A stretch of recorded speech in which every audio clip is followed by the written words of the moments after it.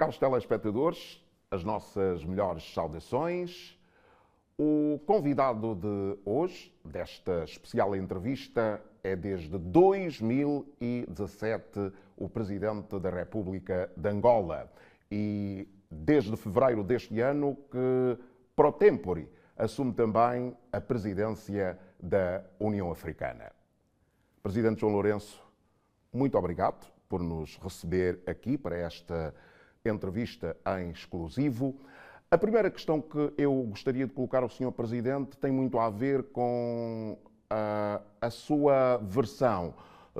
Recentemente o senhor recebeu em audiência o Presidente da UNITA. Nós gostaríamos de saber o que é que destaca deste encontro com o líder do principal partido da oposição.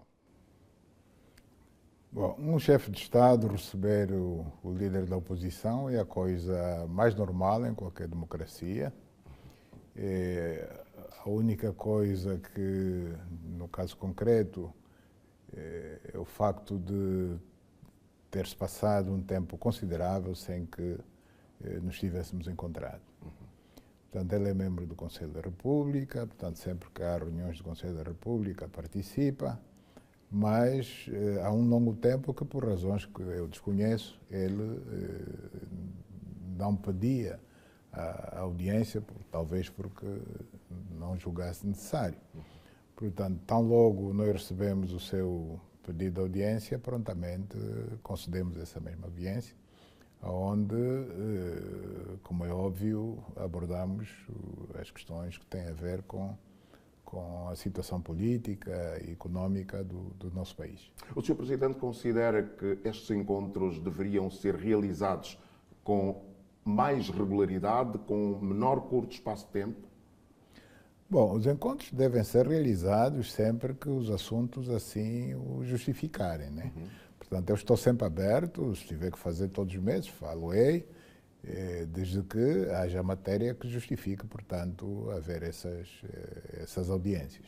Sr. Presidente, nas declarações que Adalberto Costa Júnior fez à comunicação social, ele falou da necessidade de um diálogo permanente e o principal objetivo, segundo ele, era desanuviar a tensão política. O que eu gostaria de perguntar ao Sr. Presidente é, havendo o Parlamento, que é, no caso, o palco para consensos entre os atores políticos, o Sr. Presidente está a pensar num modelo de diálogo permanente entre o Governo e a UNITA? Bom, haver mais diálogo para desanuviar o ambiente de tensão, eu acho que é uma forma errada de se estar na política. Portanto, nós devemos nos esforçar, todos os atores políticos, no sentido de não contribuir para que exista tal tensão política. Portanto, que não hajam factos, ou que, se os houver, que sejam o mínimo possível, factos que possam levar à existência da tal tensão política. Não é provocar a tensão e depois, como remédio, vir a correr ao Palácio, conversar com o Presidente da República e está tudo resolvido. E no dia seguinte voltar a provocar a tensão política. Sr. Presidente, vamos... Portanto, isto não é a solução. A solução é trabalharmos todos dentro da lei, dentro de respeito à Constituição e à lei, no sentido de que a tal tensão política seja afastada. Sr. Presidente, outra das grandes preocupações hoje da sociedade angolana tem muito a ver com o pacote legislativo eleitoral. O novo pacote eleitoral traz mudanças significativas, certamente, para as próximas eleições. Quais são as principais medidas que, do ponto de vista do Sr. Presidente, vão reforçar a confiança dos eleitores em relação às próximas eleições? As leis são muitas, não é apenas uma, portanto eu não vou focar em concreto em nenhuma delas, nem em nenhuma das matérias constantes das propostas. O que devo dizer apenas é que o trabalho do homem nunca é perfeito. E por nunca ser perfeito, de eleição a eleição, vamos dando conta de que poderíamos fazer melhor. Poderíamos ter leis que compliquem menos, que criem menos suspeição sobre tudo isso. O grande objetivo é conseguir que exista menos suspeição, porque infelizmente nas nossas eleições no continente africano a suspeição persegue-nos. Portanto, os concorrentes admitem que, em princípio, se perdem as eleições é porque houve fraude. E o que nós pretendemos com estas leis é criar um quadro jurídico que afaste o máximo possível essa possibilidade de o concorrente que não ganhar as eleições possa, de alguma forma, pensar que terá havido fraude. Sr. Presidente, a oposição e algo... Sim, mas só um minuto, portanto, respondi apenas a parte da sua pergunta. Criar um quadro de diálogo permanente. Em democracia, os partidos políticos, em princípio, devem ser tratados por igual. A UNITA surge como a líder da oposição, mas o Parlamento angolano tem vários outros partidos, tanto que têm assento no Parlamento e que devem ser igualmente bem tratados. Portanto, nós estamos abertos a dialogar com todos eles e não apenas com um dos partidos políticos da oposição. Portanto, essa abertura tem que ser abrangente a todos e não criar uma espécie de diálogo a dois. Diálogo a dois não é bom para a democracia, na medida em que na nossa democracia, no nosso Parlamento, nós temos vários partidos, há o partido no poder e há um conjunto de outros partidos que igualmente contribuem para o enriquecimento da nossa democracia. Sr. Presidente, eu perguntava-lhe que alguns partidos e algumas vozes da oposição, e volto a falar do pacote legislativo, afirmam que as novas regras têm como objetivo favorecer o partido no poder.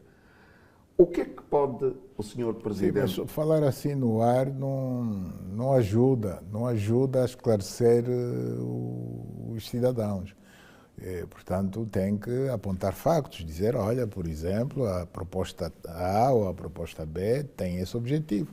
E aí a gente vai poder responder e não falar no ar, como se diz. Sr. Presidente, eu ia precisamente... O senhor disse-me há pouco que não falaria em concreto de leis específicas em relação ao pacote legislativo e eleitoral, mas o que é que pode, na realidade, garantir imparcialidade e neutralidade nas eleições de 2027?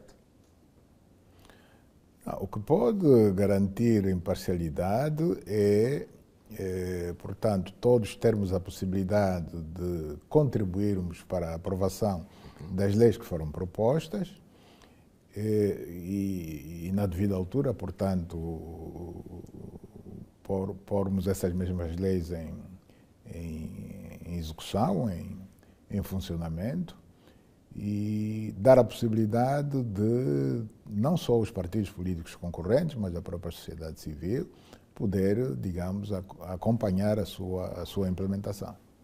Estranha-me o facto de se estar a falar apenas à volta da proposta que é apresentada pelo Executivo, quando sabemos existirem também uma proposta da própria oposição.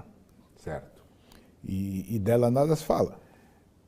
E onde absolutamente nada. E onde é que estas duas propostas se encaixam para benefício do país? Essas duas propostas deram entrada na Assembleia Nacional, portanto é preciso que as duas sejam discutidas. Pode ser que se aprove apenas uma, pode ser que se aprove algo que seja, digamos, uma espécie de fusão das duas propostas para sair algo que possa satisfazer todas as partes. Mas é preciso que o diálogo aconteça lá na Assembleia Nacional. Não é aqui na comunicação social, fazendo-se uma campanha de denegrimento apenas com relação a uma das propostas.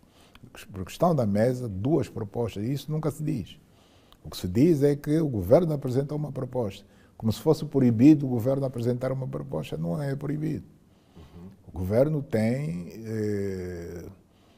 capacidade de apresentar propostas na Assembleia Nacional. Aliás, grande parte das leis que passam na Assembleia Nacional, o proponente é o Executivo, é o governo. Portanto, o discurso que passa cá fora dá a impressão que é proibido que o Executivo exerça esse seu direito que tem, portanto, previsto na Constituição, de apresentar propostas de lei. Dá também a impressão de que uma simples lei ordinária, qualquer uma delas são leis ordinárias, não devem ser mexidas. Quando não? Até a própria Constituição, que é uma lei que só pode ser mexida em cada 5 anos, se houver essa intenção, é mexida. Desde que alguém tenha a proposta de fazer uma alteração constitucional por qualquer razão, pode fazê-lo respeitando esse período de 5 anos. Em cada 5 anos nós podemos fazer uma revisão constitucional. Com relação às leis ordinárias, nós podemos mexer nelas a todo o tempo, a qualquer altura. Mexer-se numa lei ordinária é a coisa mais normal.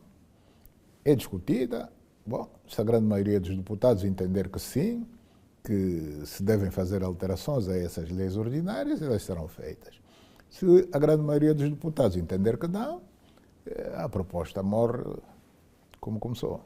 Sr. Presidente, eu sinto que quer continuar a tentar esclarecer esta questão do pacote legislativo e eleitoral e falou de 2 leis. Uma que é proponente o Executivo e a outra que é proponente a oposição. Nestas 2 leis, até onde é que elas se encaixam para benefício do próprio sistema democrático em Angola? Vamos deixar que os deputados em sede da Assembleia Nacional tratem do assunto e vamos aguardar que saia de lá uma lei, não importa se o proponente foi o Executivo ou se o proponente foi a oposição. Portanto, eu não faço questão de dizer que a que tem que ser aprovada é a que vem do Executivo e não a outra. Eu não tenho a veleidade de chegar a esse ponto. Nós pretendemos é que essas leis sejam mexidas e que, portanto, os deputados da Assembleia Nacional exerçam a sua função de legisladores e daí saia uma lei melhorada que, em vez de complicar, que torne mais simples, mais transparente todo o processo de organização das nossas eleições. Sr. Presidente, este pacote eleitoral, na sua opinião, ainda demora mais algum tempo para ficar concluído? Demora sempre algum tempo, mas esse tempo não é eterno, portanto, é um tempo que se pode considerar aceitável, não é? Haverá consulta popular, a sociedade civil vai poder se pronunciar, mas, em última instância, quem vai discutir e aprovar será a Assembleia Nacional. Sr. Presidente, vamos então agora olhar para os 50 anos da independência de Angola. Sabemos que o Executivo está a preparar um conjunto de iniciativas para assinalar estes 50 anos de independência. Que ações estruturantes o Sr. Presidente destacaria como legado duradouro precisamente para esta data, para os 50 anos da nossa independência?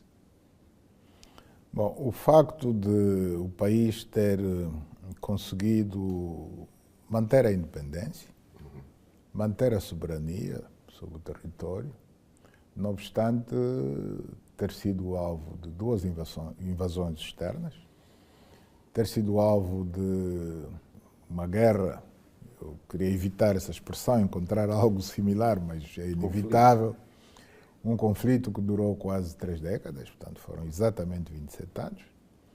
Não obstante isso, as filhas e os filhos de Angola souberam preservar esses 2 bens que são fundamentais, a independência e a soberania, à partida. Mas não só souberam preservar isso, como souberam pôr fim à guerra, souberam construir a paz e a reconciliação entre os angolanos. É algo que é permanente, é para se construir todos os dias, não tem fim, é para se construir sempre.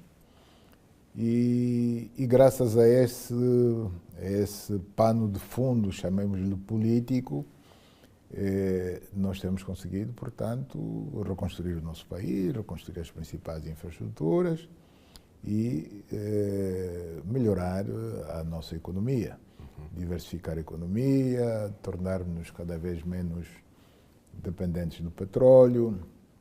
Este ano mesmo o país está com uma taxa de crescimento aceitável de 3,5% ao ano.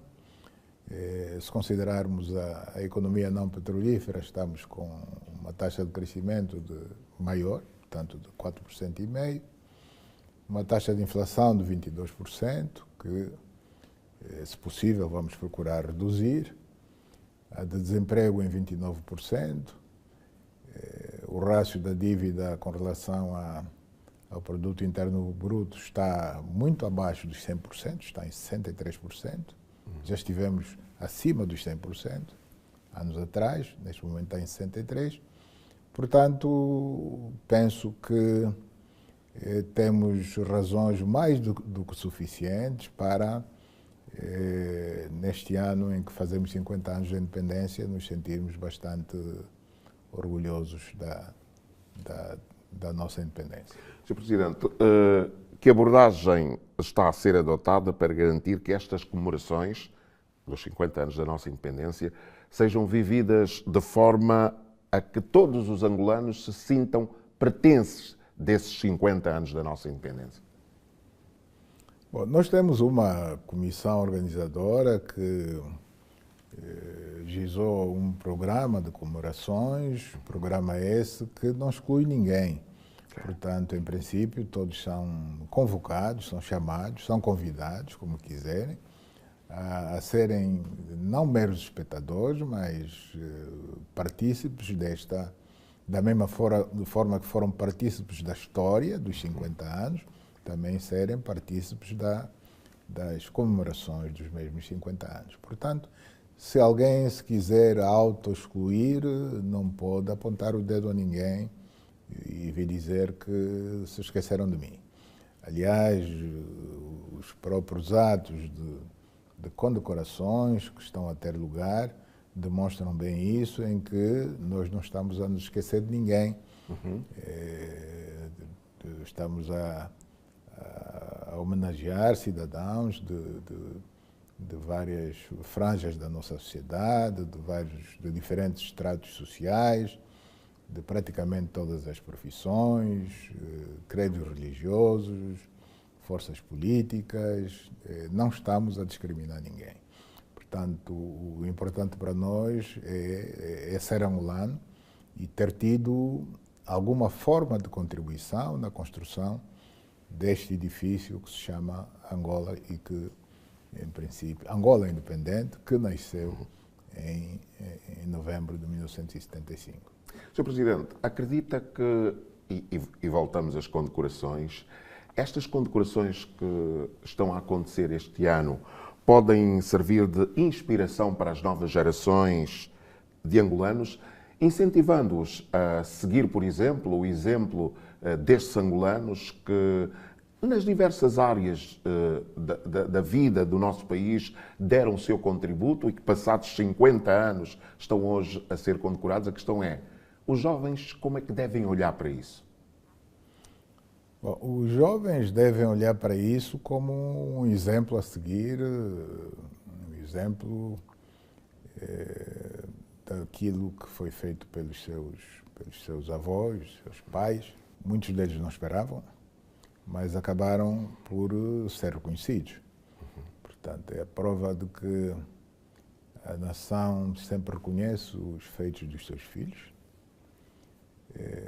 Nós que organizamos esses atos de comemorações, talvez não tivéssemos bem a ideia do valor que isso tem, que uma simples medalha, simples entre aspas, no peito de um cidadão representa. mas o feedback que estamos a receber é que eles próprios, os beneficiários, as respectivas famílias, dão uma importância absolutamente grande a esse simples gesto de entrega de uma medalha. A tal ponto que constatamos que aqueles que ainda não receberam, e que muitos deles vão receber, já começam a se inquietar pelo facto de, bom, então, e eu não vou receber, e não vou receber. O Sr. Presidente garante que os que estão inquietos poderão certamente fazer parte das próximas condecorações. Alguns estão inquietos porque, como é óbvio, o número de medalhas é limitado, não é? Sim. Portanto, nós estabelecemos pouco mais de 2.000 medalhas, portanto, e em princípio serão esses que vão representar o grosso da nação angolana. Portanto, Sr. Presidente, os militares não podem ser todos condecorados, os que será em nome dos militares, os académicos idem, os religiosos idem, enfim, todas as categorias daqueles que já beneficiaram ou virão a beneficiar. O Sr. Presidente já fez certamente uma abordagem aqui sobre aquilo que sejam as maiores conquistas, que foram as maiores conquistas destes 50 anos da nossa independência. E uma delas foi precisamente a preservação da nossa independência, apesar deste conflito interno que teve ramificações externas também. A questão que lhe coloco agora, voltando às conquistas da nossa independência, quais lhe parecem ser hoje os maiores desafios que é preciso ainda lutar para vencer? Bom, o trabalho não está concluído, portanto, a nossa geração e as gerações futuras vão continuar a trabalhar no sentido, não diria de concluir o trabalho, mas de procurar se aproximar ao máximo a um estágio que possa vir a ser considerado o ideal. Portanto, os grandes desafios continuam a ser a construção de mais infraestruturas, mais escolas, mais hospitais, mais estradas, mais caminhos de ferro, maior e melhor oferta de saúde para a nossa população, maior e melhor oferta de educação de qualidade para a nossa população, maior oferta de bens alimentares e de outros produtos da cesta básica e bens de primeira necessidade. Bom, tudo isso é, digamos, um trabalho que deve ser contínuo, não apenas do governo, mas da sociedade angolana. Portanto, toda a sociedade angolana é chamada a contribuir para nós podermos, então, atingir aquilo a que podemos considerar como o suficiente para a satisfação das necessidades fundamentais das nossas populações. Sr. Presidente. A taxa de crescimento da nossa população é grande, o que significa dizer que, por muito que façamos em termos de construção de hospitais, faltarão sempre. Por muito que façamos em termos de construção de escolas de todos os níveis, sobretudo do nível básico, do nível primário, por muito que a gente faça, faltarão sempre mais. Então, o grande desafio é esse, é corrermos atrás da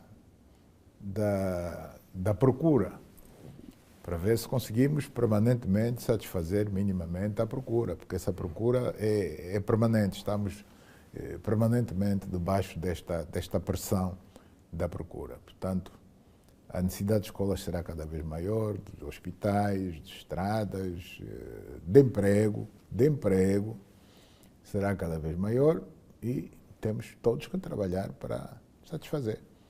O Estado, o governo, e não só, como o setor empresarial, aí tem um papel importante a jogar. É bem-vindo, ou são bem-vindas as iniciativas do setor privado para oferecer educação à nossa população, para oferecer habitação, para oferecer saúde a nossa população, portanto, temos que juntar esforços, porque, evidentemente, que não há governo nenhum que sozinho possa suportar esta grande empreitada de resolução dos problemas da população. Sr. Presidente, quando chegou ao poder, e diz-se muito que uma das suas maiores bandeiras foi a luta contra a corrupção. Vamos falar um bocado sobre esta questão e também sobre a recuperação de ativos. Que balanço faz da recuperação de ativos e que impacto real considera que este processo já teve no nosso país? O balanço que faço é positivo, no sentido de que temos conseguido realmente recuperar ativos físicos e ativos financeiros. Se me perguntar, é tudo? Obviamente que a resposta é não. Não é tudo. Ou seja, há muito mais por se recuperar. Há muito ativo identificado como ilícito, ganho de forma ilícita e que deve ser, portanto, revertido a favor do Estado. Mas isso não se faz num dia. No curto espaço de tempo em que estamos envolvidos, empenhados nesta luta, acreditamos que fizemos aquilo que foi possível. A Justiça, bem ou mal, tem estado à altura deste combate, mas, infelizmente, em termos de recuperação de ativos que estão no exterior, sobretudo com relação a esses, nem sempre temos sido bem-sucedidos. Porque, paradoxalmente, os mesmos que nos encorajam a lutar contra a corrupção, quando os nossos tribunais julgam e condenam alguém e determinam que os bens desse alguém, quer estejam dentro do país, quer estejam fora, devem reverter a favor do Estado. Portanto, e essa determinação é feita pela sentença em julgado. Muitas vezes com recurso ao Tribunal Constitucional e o recurso confirmado pelo Tribunal Constitucional. Essas entidades acabam por arranjar subterfúgios para nos devolverem esses ativos que pertencem ao povo angolano. Nós estamos, neste momento, a enfrentar uma situação muito concreta de um caso de avultadas somas recuperadas de um cidadão angolano por via de sentença de um tribunal angolano, e que o país europeu onde esses ativos estão domiciliados julga-se no direito de realizar também, digamos, uma espécie de julgamento lá para confirmar ou não confirmar a sentença do nosso tribunal. Portanto, isso é inaceitável, é inadmissível, não se pode pôr em causa a idoneidade das sentenças dos nossos tribunais. Os nossos tribunais não são instituições políticas, são tribunais, e como tal, as sentenças dos tribunais são simplesmente para ser cumpridas.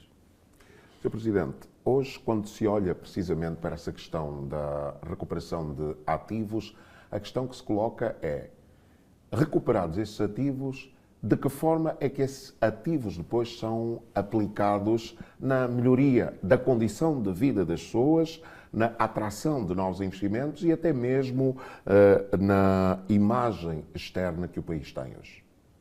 Bom, se forem recursos financeiros, eles entram para a conta única do Tesouro e acabam por se diluir ali nos dinheiros existentes na conta única do Tesouro. Portanto, as regras de gestão financeira assim obrigam. Portanto, o Estado não pode ter contas múltiplas, por isso é que eles chamam conta única do Tesouro. Mas, embora o saco seja esse, o saco entre aspas, que nós podemos determinar para que fim é que esses recursos serão utilizados. Estamos recordados que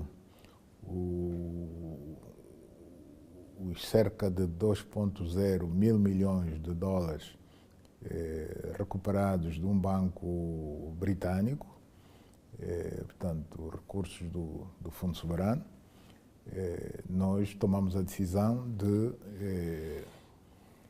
uma boa parte desses recursos serem utilizados para alimentar um programa que chamamos Programa de Intervenção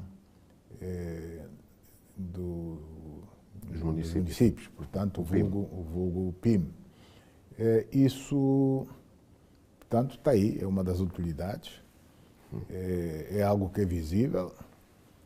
Portanto, nós tínhamos antes tudo muito centralizado e esse PIM teve a característica de ter dado às administrações municipais autoridade para serem elas a definir as infraestruturas a construir e, portanto, a gerir esse mesmo dinheiro que lhes foi alocado. Portanto, por força disso, os municípios conheceram outra vida, grande parte dos municípios, salvo algumas exceções que existem, grande parte dos municípios no país conheceram, portanto, uma alteração significativa em termos de maior oferta de escolas do ensino de base, sistemas de abastecimento de água, melhoria dos arruamentos das vilas, capitais do município, pelo menos. Foi feita muita coisa que está aí, que é visível, pode ser fiscalizada. É verdade que temos alguns casos de municípios que, com os mesmos recursos que os outros receberam, eles não fizeram quase nada. Okay. Nós sabemos quais são. Felizmente, o número desses não é grande. Okay. Algumas das autoridades dessas províncias e municípios foram sancionadas ou, pelo menos, removidas dos seus cargos por esta razão. E, portanto, esta é a forma como uma das formas como a gente usou os recursos recuperados. O atual hotel intercontinental é resultante da recuperação de ativos. Está aí o hotel, o edifício onde funciona a própria direção do Ministério de Recursos Minerais, Petróleo e Gás, é outro caso, portanto, de recuperação de ativos. Neste momento está em curso a conclusão das obras de um edifício também recuperado aqui na Marginal de Luanda e que será o futuro Hotel Sheraton. Okay. Ali ao lado do Baleizão. Sim. Okay. Portanto, será o futuro Hotel Sheraton. Portanto, eu creio que o Sr. Presidente, o país só ganha com isso. O Sr. Presidente sente que hoje existe um olhar diferente quando fala do Intercontinental, quando fala do Sheraton?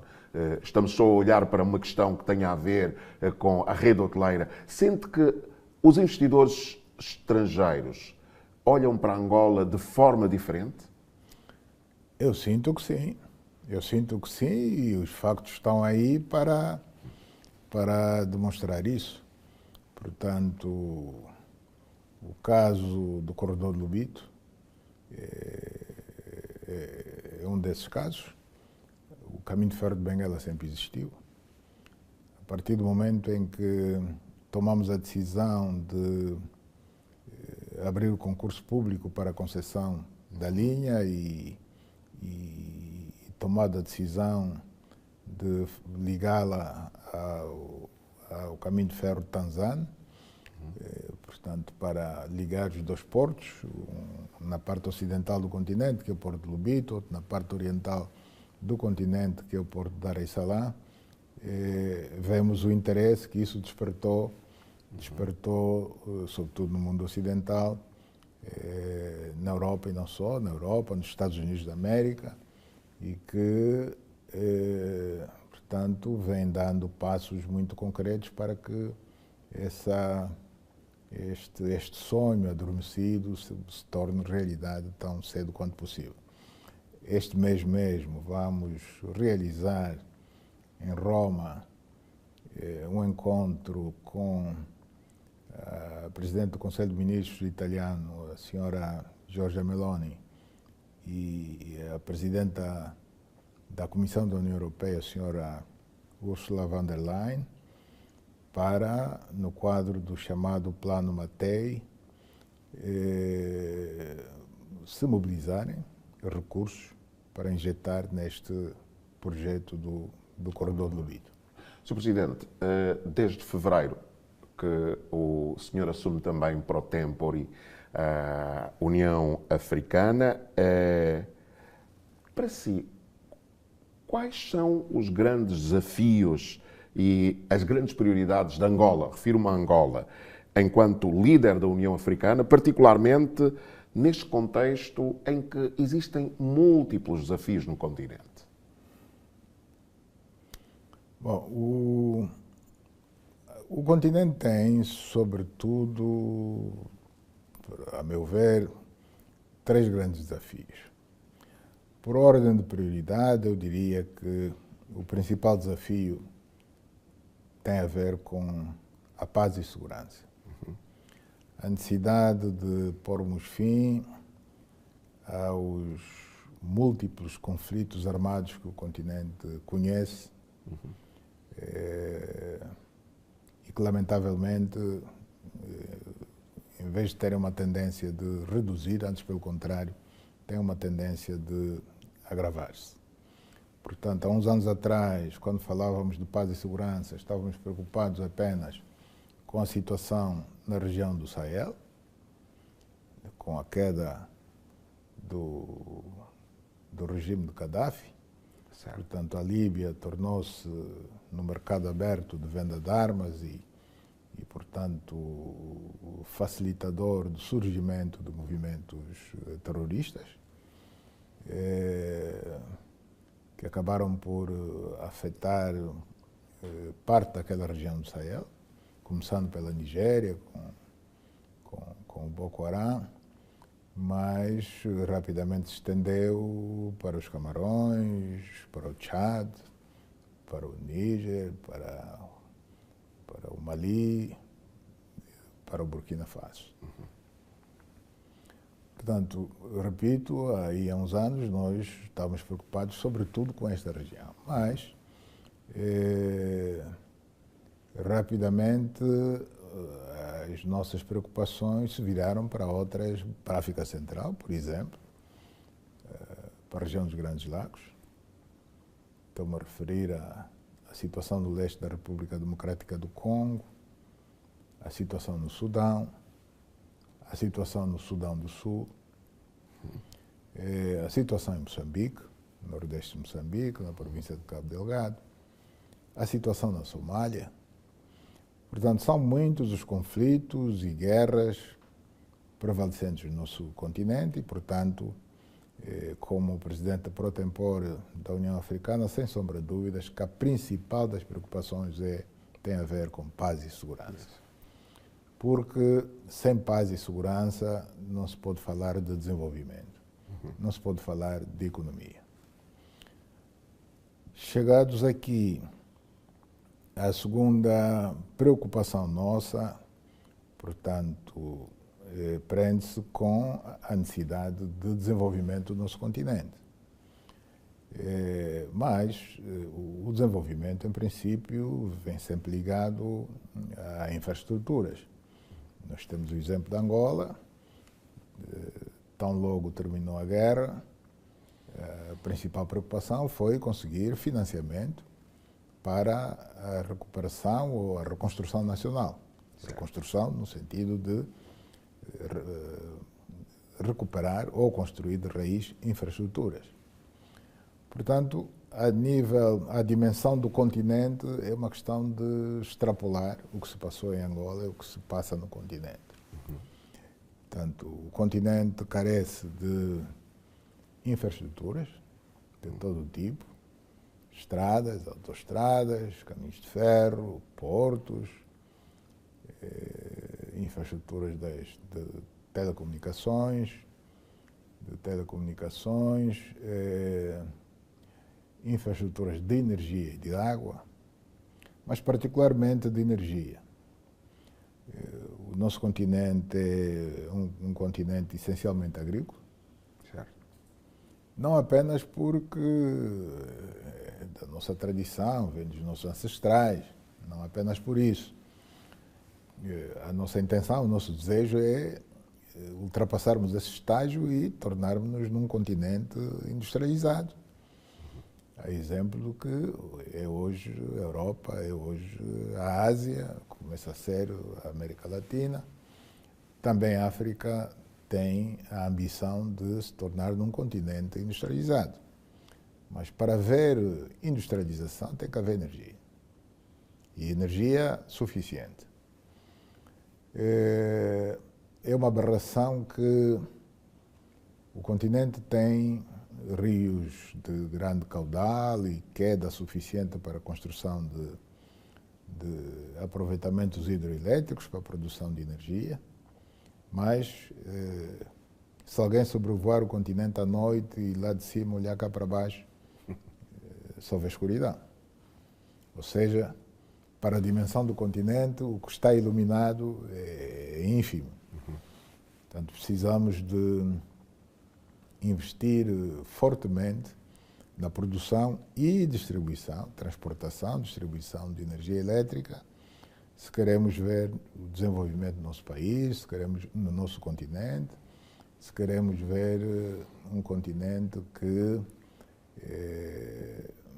em vez de se limitar a exportar em bruto as suas matérias-primas, possa, portanto, transformá-las aqui localmente. Para ver essa transformação, tem que ter energia. Sr. Presidente, o senhor concorda com a frase de que, passados todos esses anos, é inconcebível que os africanos ainda tenham que resolver os seus problemas olhando para outros continentes? E refiro-me à questão da paz e segurança. E vimos aqui esforços internos para a resolução de conflitos internos que quase não prevalecem, ou seja, e não é preciso ir muito longe, a questão do leste da República Democrática do Congo. Portanto, não existe uma fórmula de nós, os africanos, resolvermos os nossos problemas à base africana sem recorrermos ao exterior? Bom, é óbvio que tudo depende de nós, tudo depende da nossa vontade. Portanto, quando nós recorremos ao exterior em detrimento das soluções do continente, estamos, no fundo, nós próprios, a passar um certificado de incapacidade à nossa própria organização continental. No fundo, nós próprios é que estamos a dizer que a União Africana não tem valor absolutamente nenhum. Então recorremos a outras soluções aparentemente milagrosas que nos possam vir resolver os problemas. Só que a prática muitas vezes cria decepções a essas pessoas e países que assim pensam. No caso concreto da RDC, buscou-se por outras paragens, foi-se parar a Doha, foi-se parar a Washington DC. Bom, até aqui não vemos nenhuma evolução. Vamos a factos, o país continua dividido, temos que ser realistas. O governo central de Kinshasa não controla duas importantes províncias, portanto, o Kivu Norte e o Kivu Sul. Ali tem outras autoridades, fora do controle da capital, de Kinshasa. A situação da pilhagem dos recursos do país não alterou para melhor, continua. Então, a responsabilidade disso só pode recair a quem tomou a decisão de fugir da solução africana. Sr. Presidente, vamos olhar um pouco para a nova ordem económica mundial. Diante da polarização entre potências, como é que o Sr. Presidente acha que Angola deve posicionar-se para aproveitar as oportunidades que o mundo hoje apresenta, sem depender de um bloco? Bom, o mundo estava dividido verdadeiramente em dois blocos no tempo da Guerra Fria. Felizmente esse tempo passou. Estamos numa situação em que a Guerra Fria pertence ao passado. Mas se ela voltasse, eu considero que seria um erro tirar partido apenas de um dos blocos. Isso para dizer que nas relações entre Estados, os países devem procurar defender interesses. Já não estamos na era das ideologias, estamos na era de defesa do desenvolvimento a favor dos nossos povos. Certo. Então temos que ter a liberdade de olhar para o mundo e irmos buscar aquilo que tem de melhor em cada país. Esta é que deve ser a nossa postura. Portanto, já não estamos na época da Guerra Fria, mas estamos a viver um momento em que a ordem mundial estabelecida imediatamente após a Segunda Guerra Mundial vem conhecendo alterações. Vem conhecendo alterações, não sei se para melhor, talvez não, uma vez que o que é fundamental fazer-se ainda não está feito, que é a reforma do Conselho de Segurança das Nações Unidas, da governação das principais instituições financeiras mundiais, nomeadamente do Banco Mundial e do Fundo Monetário Internacional, da Organização Mundial do Comércio. Isso não está feito. Portanto, existe esse esforço, sobretudo da parte dos países do hoje chamado Sul Global, para que justiça seja feita e que os vencedores da Segunda Guerra Mundial não continuem, 80 anos depois, digamos, a se considerarem como os únicos que podem, digamos, liderar quer a política, quer a economia mundial. Portanto, de lá para cá, muitos países que eram colonizados deixaram de o ser. Alguns deles, nesse período de 80 anos, atingiram níveis de desenvolvimento superiores ao dos ex-colonizadores. Mas, mesmo assim, os ex-colonizadores arrogam-se o direito de pensar que são os únicos donos e senhores do mundo. A situação que se está a viver hoje, quer na Europa, quer, portanto, estou-me a referir à situação de segurança, quer na Europa, quer no Médio Oriente, é um bocado reflexo disso, em que são apenas os atuais 5 membros permanentes do Conselho de Segurança que têm voz na matéria. Vimos há dias uma resolução ser vetada nas Nações Unidas. Uma resolução que tinha como objetivo aliviar o sofrimento do povo palestino. Sim. Portanto, para responder à pergunta, é isso. Perante o atual quadro, o Sr. Presidente acredita que estamos mais próximos de um cenário de Guerra Fria que já tivemos no passado? Ou não? Agora estamos na guerra quente. Senhor Presidente, vamos... No tempo da Guerra Fria ameaçavam-se. Hoje ninguém se ameaça. Hoje faz-se a guerra. Senhor Presidente, E é o que está sendo feito. Senhor Presidente, Lamentavelmente. Vamos voltar ao nosso país.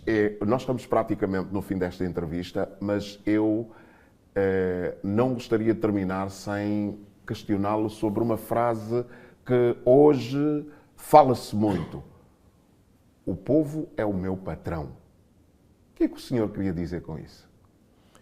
Bom, o que eu queria dizer é que, efetivamente, é o povo a quem eu tenho que prestar contas e que, quando o povo me colocou nesta cadeira, primeiro em 2017, depois em 2022, no fundo, a missão que me deu é estamos a dizer para tudo fazer para a resolução dos nossos problemas. E é o que nós temos procurado fazer. Infelizmente, nem sempre bem entendidos, sobretudo pela oposição, que acha que, para atingir os seus objetivos, até devem procurar dificultar, até mesmo sabotar alguns projetos que o Executivo tem e que são em benefício do povo. E vamos voltar ao caso do PIM. Quando nós dissemos que íamos utilizar aqueles recursos financeiros para financiar o PIM, e o que é que era o PIM, o que é que nós pretendíamos fazer com o PIM, nós ouvimos vozes do contra, como se diz, a desencorajar-nos a fazer. Não façam isso, não façam isso.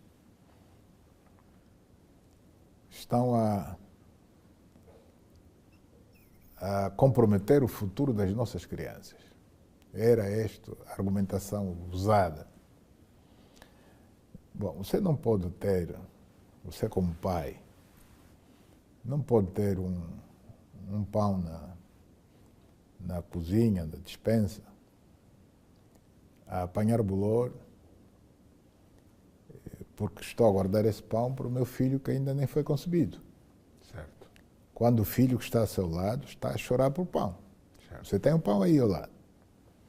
Então, você como bom pai, tem que dar de comer a essa vida que já existe. Haverá oportunidade de arranjar, de mobilizar, de aumentar a sua capacidade de pensar nas gerações vindouras. Os fundos soberanos são para isso. São para ser permanentemente alimentados para que cresçam, sem prejuízo de que possam ser, pelo menos parcialmente, utilizados, quando houver necessidade disso. Aliás, há lei que estabelece isso. Não há nenhuma lei que proíbe mexer-se nos fundos soberanos. Portanto, nós, em cumprimento dessa missão que nos foi dada de que é preciso resolver os problemas do povo, fizemos o PIB. E se eu tivesse mais recursos hoje, eu faria um segundo PIB. Eu faria. Isto para dar apenas um exemplo. Com relação à nova divisão político-administrativa, Angola é um país bastante extenso. Só tinha 18 províncias e 165 municípios. Nós fizemos estudos e entendemos que, para a dimensão da Angola, Angola pode e deve ter muito mais províncias e municípios do que tem. Hoje chegamos a 21 províncias e 326 municípios, que mesmo assim não são suficientes.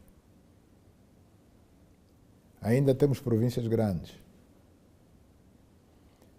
Angola deve ter mais do que 21 províncias e deve ter mais do que 326 municípios. A missão de fazer esses estudos é do Executivo. A responsabilidade é do Executivo. é de quem governa. Quem governa é quem tem que ter esta visão. É evidente que no momento da decisão, para que se avance, temos a obrigação de ir ao Parlamento. E no Parlamento nós devemos ter a capacidade de, portanto, argumentar e convencer os legisladores a legislar a favor desse tal aumento de províncias, de municípios e de comunas. Certo. Hoje acrescentamos apenas 3 províncias e alguns municípios, pela razão que eu citei lá no Kazombo, apenas porque não existem recursos suficientes para de uma vez aumentarmos 5, 6 províncias. Não existem. Porque Portanto, se existissem, faríamos de uma vez. Mas não existe. Não existe. Se existisse, é evidente que faríamos de uma vez. Ficamos de dividir a Lunda Norte, ficamos de dividir Malange, ficamos de dividir o Uís. Não fizemos agora porque não existe recurso. É nosso entendimento que é mais seguro não dar o passo mais comprido com a perna, como soe dizer-se. Sr. Presidente. Mas vamos chegar lá, algum dia. Alguém há de chegar lá. O Kazombo, o Mavinga, nunca ninguém ia se lembrar em fazer um aeroporto em condições em Kazombo e Mavinga se não fosse capital da província. Nunca ninguém ia pôr lá um sistema de saúde melhor se não fosse capital da província. Melhor água, melhor energia, melhor saúde, melhor escola. Como província, a possibilidade disso vir a acontecer num futuro breve, que eu espero que seja breve, é muito maior do que se continuassem na condição de o que era município continuar a ser município, o que era comuna continuar a ser comuna. Sr. Presidente, nos últimos tempos, e falo internamente no seu partido, há, digamos assim, a preparação do Congresso, de definições daquilo que vai ser o futuro do partido, e existem algumas vozes que se levantam que se posicionam em relação ao futuro do MPLA. E uma delas é de Higino Carneiro. O senhor quer comentar sobre isso? Bom, eu não sei de que congresso é que está a falar.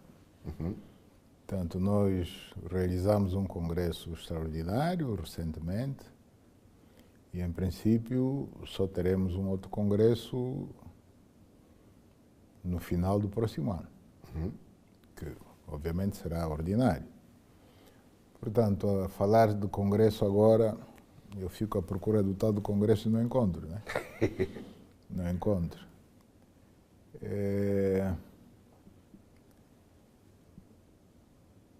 Fala-se muito de uma audiência que eu concedi há dias na sede do MPLA, uma entre milhentas audiências que eu concedo a várias entidades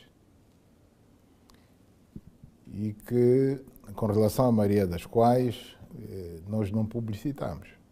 Certo. Eu, cada vez que recebo a vice-presidente da República ou do partido, não chamamos o Luís Fernando para publicitar. Quando recebo os ministros, no dia a dia, idem. Quando recebo a Presidente da Assembleia, não publicitamos. Quando recebo os venerandos juízes, presidentes dos tribunais superiores, do Supremo, do Constitucional, não publicitamos. Certo. Então, ficamos às vezes sem entender por que razão de todo este barulho à volta de mais uma audiência, a pedido da pessoa. Foi apenas mais uma audiência. Por sinal, dias antes eu tinha concedido uma audiência ao camarada Boa Vida Neto, que até foi secretário-geral do partido. Certo.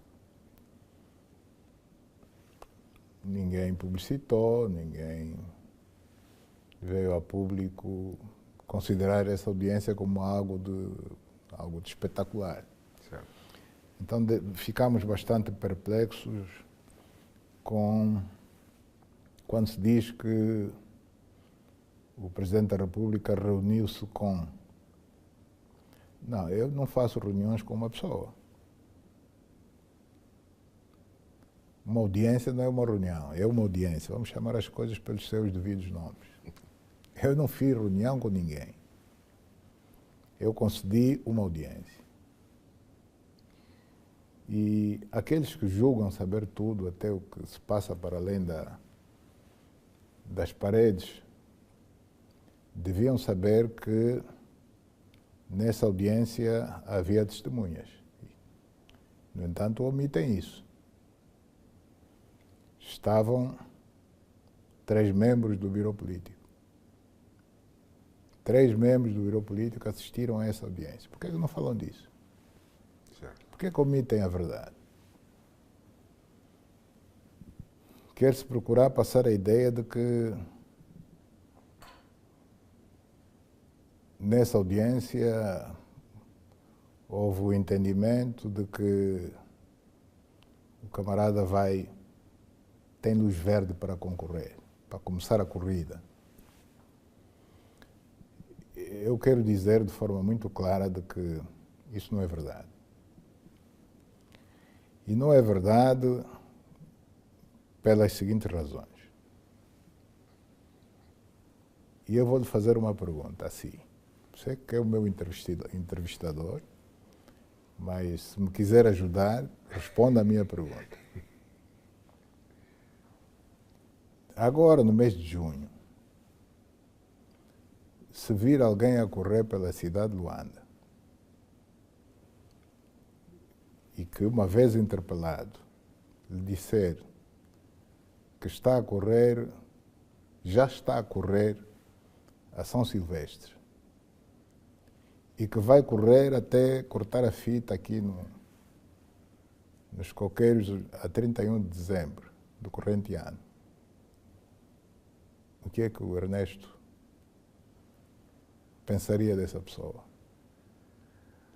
Acho que... Agora, em junho, já está a correr a São Silvestre. Até dezembro não vai parar de correr, sob pretexto do que é para ser conhecido. E no dia 31 de dezembro vai cortar fita nos coqueiros. O que é que diria? Começou cedo. Bom, a resposta é sua, né?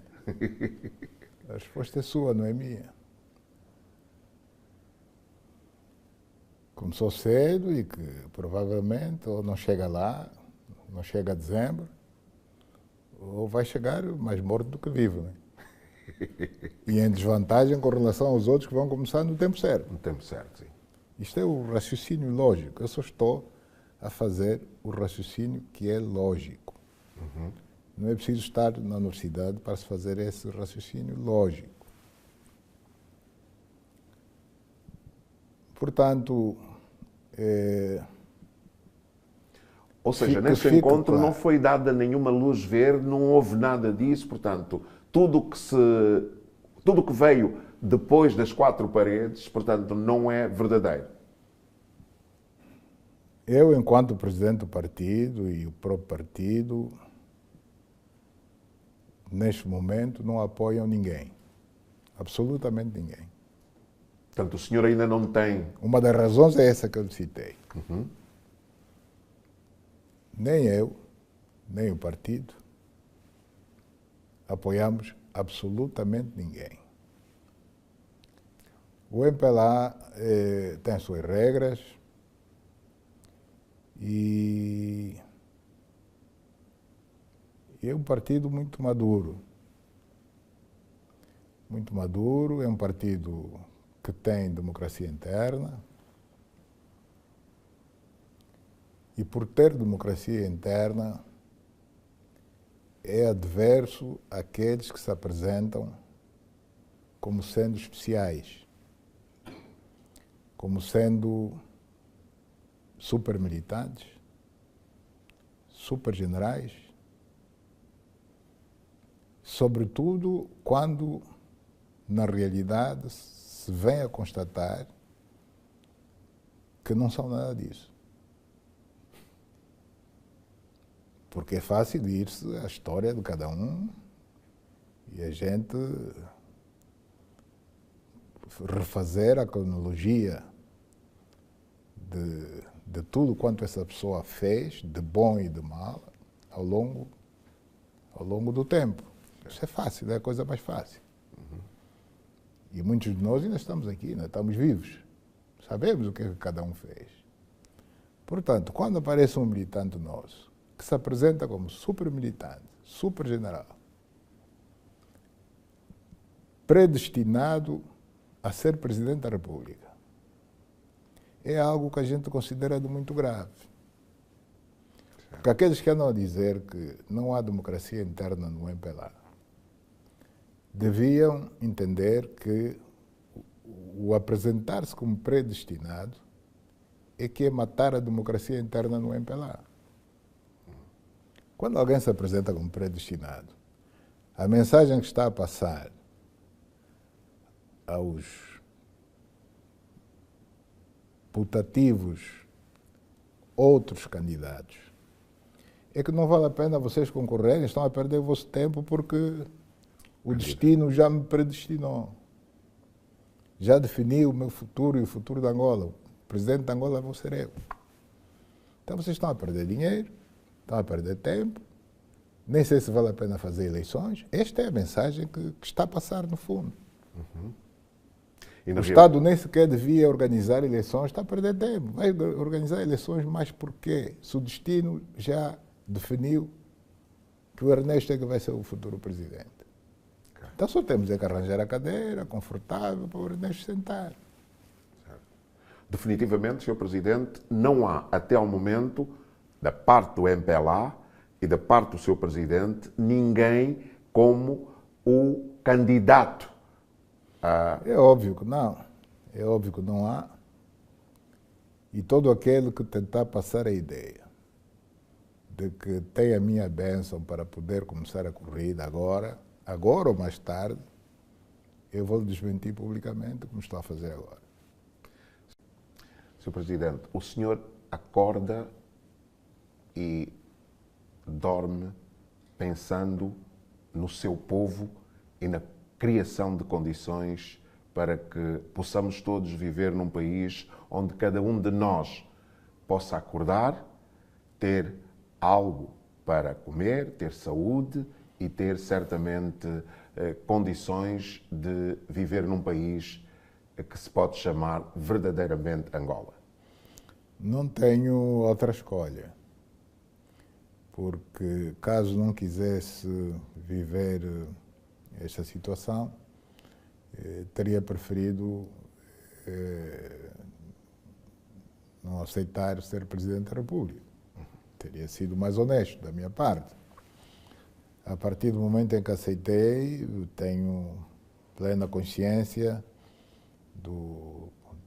da dimensão do desafio que é ter essa grande Angola em cima dos meus ombros.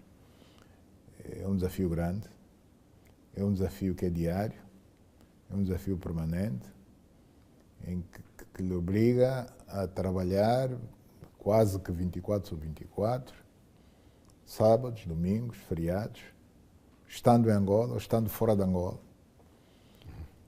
E não tem outra escolha. É, como se costuma dizer, é pegar ou largar. Não aguenta, o senhor pegou? Se não aguenta, larga. E o senhor pegou? Obviamente. Sr. Presidente, muito obrigado por nos ter reservado todo este tempo. Gostaríamos de voltar para abordar outras questões.